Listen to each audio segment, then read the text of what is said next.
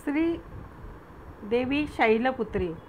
नमस्कार श्रोते हो, कसे आहात आपण? आपण मजेत आहात ना? आपण मजेतच असाल अशी अपेक्षा करून मी आपले माझ्या यूट्यूब चॅनेलवर सहर्ष स्वागत करीत आहे. 22 सप्टेंबर प्रतिपदेला दुर्गा मातेचे आगमन झाले आहे. दुर्गा मातेचे पहिले रूप, पहिला दिवस आपण उत्साहाने साजरा करतो. ही देवी शैलपुत्री या नावाने ओळखली जाते. ही देवी नवदुर्गांपैकी एक देवी आहे. ही हिमालयाची मुलगी आहे. आपणास माहीतच आहे, तिने हिमालयाची मुलगी म्हणून जन्म घेतल्याने तिला शैलपुत्री म्हणतात. दुर्गेच्या हातात कोणती आयुधे आहेत तर त्रिशूळ हे तिच्या उजव्या हातात असून कमळ डाव्या हातात आपणास दिसते. शैलपुत्रीने तिच्या पूर्वजन्मात प्रजापती दक्ष राजाची मुलगी म्हणून जन्म घेतला होता. तेव्हा ती सती नावाने ओळखली जाई. तिने शंकर भगवान आपले पती व्हावेत म्हणून खूप तपश्चर्या केली होती. तिचा शंकराशी विवाह झाला होता.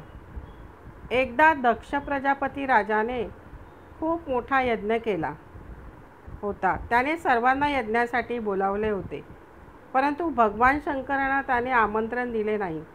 एवढा मोठा यज्ञ होणार होता व आपण तेथे जावे अशी सतीला उत्कट व तीव्र इच्छा झाली. तिने शंकराजवळ ती प्रदर्शित केली. तेव्हा शंकराने तिला तेथे जाण्यास परावृत्त केले. त्यांनी सांगितले की त्यांनी मला आमंत्रण दिले नाही, तेव्हा तू तेथे जाणे मला योग्य वाटत नाही.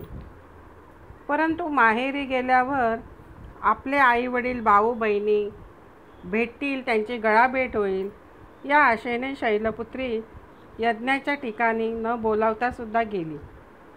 सर्वजण तिचा तिरस्कार करत होते, तोंड फिरवत होते. दक्षाने शंकराविषयी अपमानकारक शब्द वापरले. ते पाहून सतीला अत्यंत क्रोध आला व अतिशय क्रोधायमान होऊन तिने नवऱ्याचा अपमान सहन न झाल्याने तिने स्वतः अग्नीत उडी घेऊन आपले जीवन संपविले.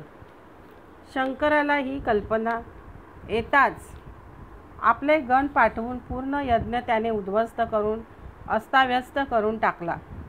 या सतीने पुढील जन्मात परत हिमालय कन्येच्या रूपात जन्म घेतला.